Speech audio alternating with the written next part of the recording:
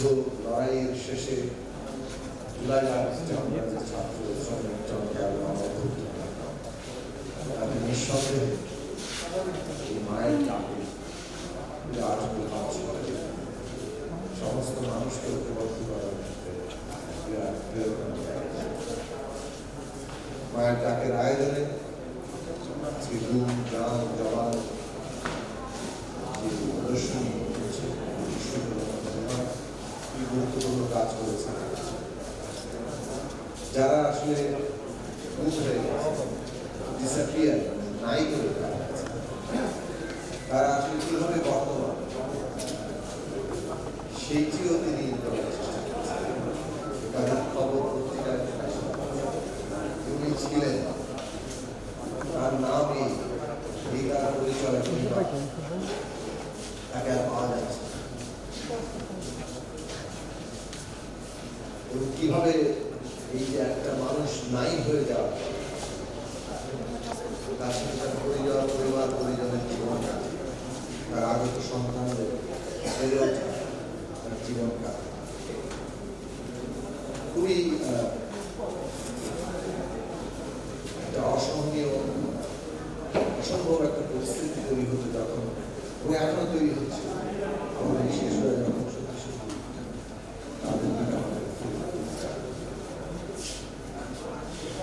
তাদের সেই কামনা তাদের এটা সহ্য করা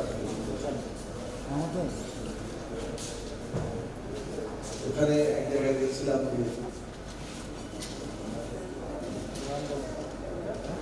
ফরাজ তার পিতা যখন গুম করা হয় সে তখন তার মায়ের পেটে জন্ম করেছে বড় হয়েছে। এখন 9 বছর ধরে তিনি ভাবছেন যে এই বুঝি করা হবে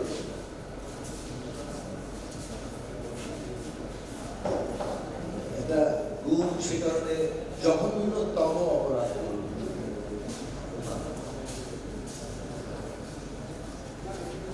একজন মানুষকে নাই করে দেওয়া হচ্ছে তিনি জীবিত না মৃত তার জন্য কিভাবে দোয়া করতে সেটাও সরকার কোনো প্রসঙ্গ মানুষের জীবনে যে অপরিহার্য কতগুলো সেখান থেকে তাকে নাই করবে সে অধিকার থেকে মৃত্যুর পরও সে অধিকার থেকে এইটা একটা পরিবারের জন্য কত ভয়ঙ্কর অভিজ্ঞতা সেটা আসলে ভুক্ত হয়ে সেরকম ভয়ঙ্কর অভিজ্ঞতা দ্বারা এখানে ঘটিয়ে যাওয়া হচ্ছে এবং সেটা যাওয়া হচ্ছে তাকে সেটাকে ব্যবহার করা হচ্ছে রাষ্ট্রের প্রতিষ্ঠানগুলো সেইখানে পুলিশ র্যাব যে র্যাবে আবার সেনাবাহিনী যে সেনাবাহিনী এই দেশের সার্বভৌমত্ব রক্ষার গুরুত্বপূর্ণ প্রতিষ্ঠান এই যে কাজ আমরা দেখলাম যারা এটা করেছেন প্রতিষ্ঠানগুলোকে আমরা বারবার স্মরণ করে দেওয়ার চেষ্টা করছি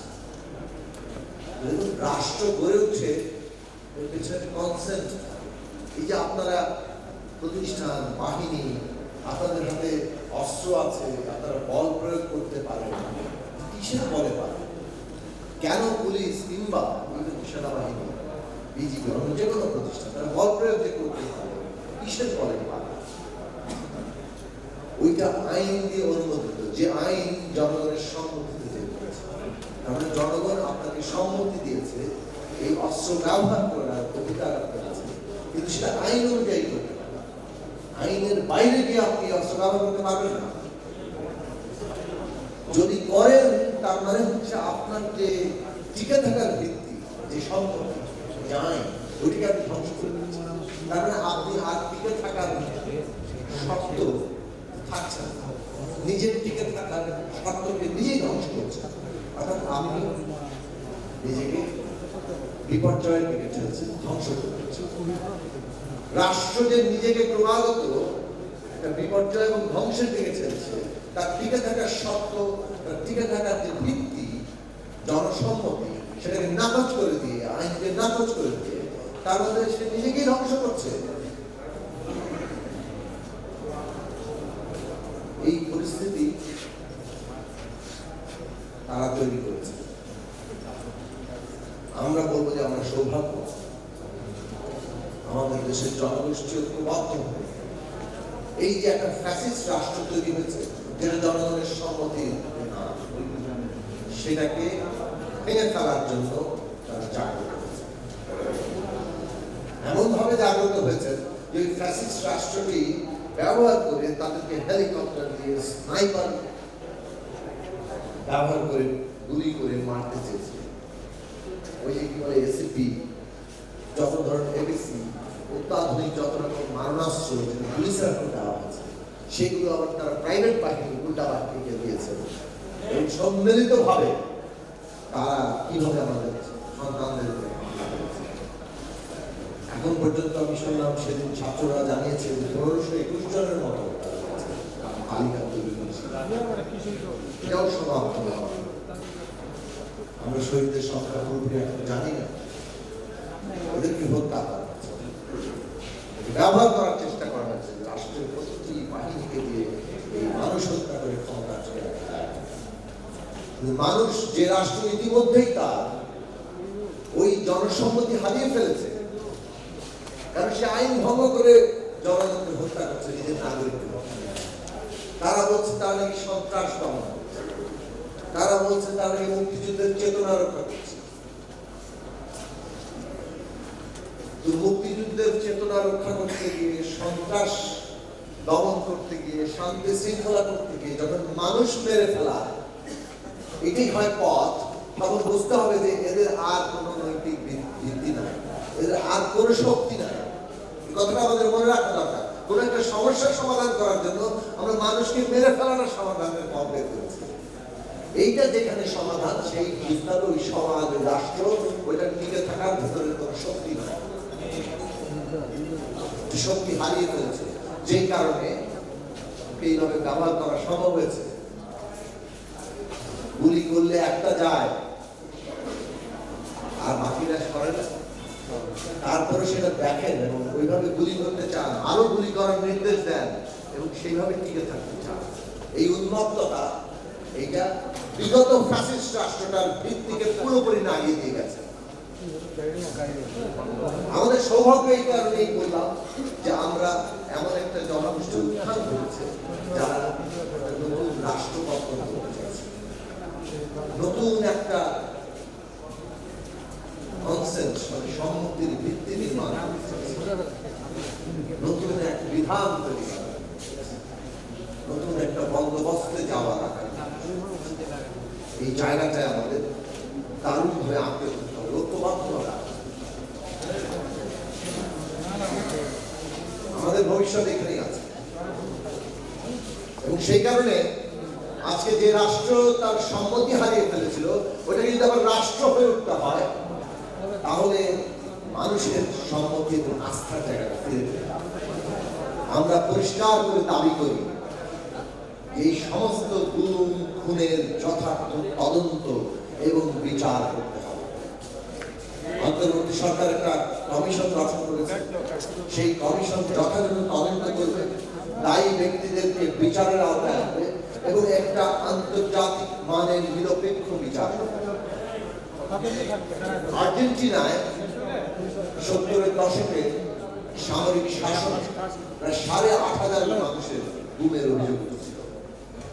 সেই সামরিক শাসন পতনের পরে যখন গণতান্ত্রিক সরকার এসেছিল, তারা সেখানে এই নিয়ে কমিশন গঠন করেছিল এবং তারা সবচেয়ে গুরুত্ব দিয়েছিলেন